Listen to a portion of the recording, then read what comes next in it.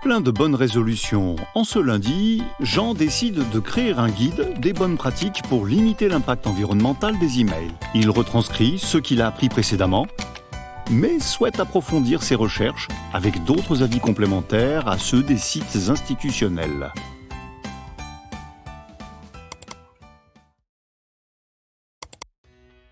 Pour bien commencer la semaine, voici 10 astuces moins courantes, mais tellement utiles, pour limiter l'impact de vos emails.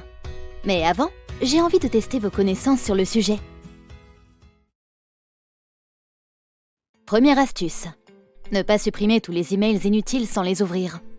Ne supprimez pas machinalement tous vos emails inutiles sans les avoir préalablement ouverts. Prenez le temps de vous désabonner.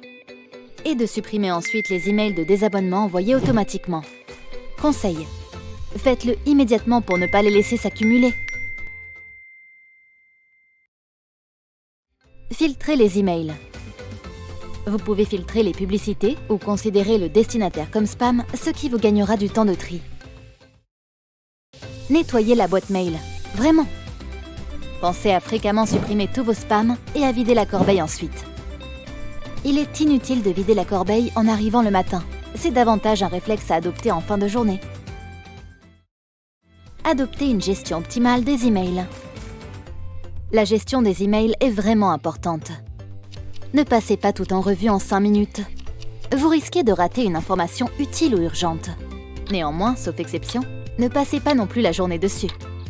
Prenez 30 minutes en début de journée pour sélectionner les emails urgents et supprimer ou se désabonner des autres. C'est largement suffisant. Tout dépend du nombre d'emails reçus. Limitez l'impression des emails. Vous ne devriez pas imprimer vos emails dans les cas suivants. Pour ne pas les oublier.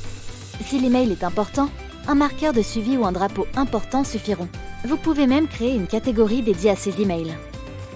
Pour les lire offline. On a désormais accès à Internet quasiment partout. Dans le pire des cas, cela attendra quelques heures. Pour les annoter ou écrire un renseignement.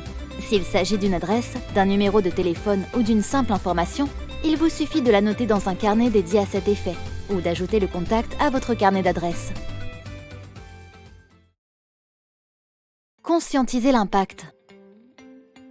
Prenez le temps de rédiger un email complet en conscientisant l'impact environnemental de chaque chose. Rédigez en format texte plutôt que HTML. Évitez de joindre des fichiers volumineux. Mettez un lien de redirection vers les fichiers ou un service de téléchargement qui efface les fichiers après une période donnée. Pilotez son choix de support. L'impact environnemental de 2 supports dépend du contenu, du nombre de destinataires et du scénario. Alors, plutôt que de se demander comment vous allez envoyer votre message, faire le bon choix écologique, c'est utiliser les 2 médias de manière complémentaire afin de mener au mieux une campagne de communication efficace et éco-responsable. Désactivez l'envoi de notifications. Désactivez l'envoi de notifications dans votre boîte mail, de vos réseaux sociaux ou autres plateformes. Cela vous évitera de recevoir un email pour chaque notification. La planète et votre bien-être vous remercieront. Faites preuve de créativité. Oubliez les emails merci ou pause-déj. Texto, appel, post-it, tout est permis pour réduire son empreinte carbone. Sauf peut-être l'aller-retour en voiture. Mais à pied ou à vélo, aucun souci. Évangélisez et encouragez les bonnes pratiques. Prônez les comportements responsables. Sensibilisez votre entreprise, vos collègues, clients, fournisseurs aux bonnes pratiques et aux bons réflexes.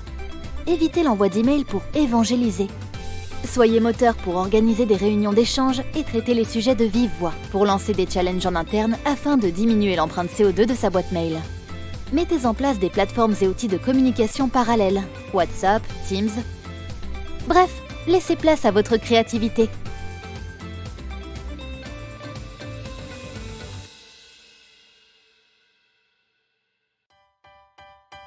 Le guide est terminé.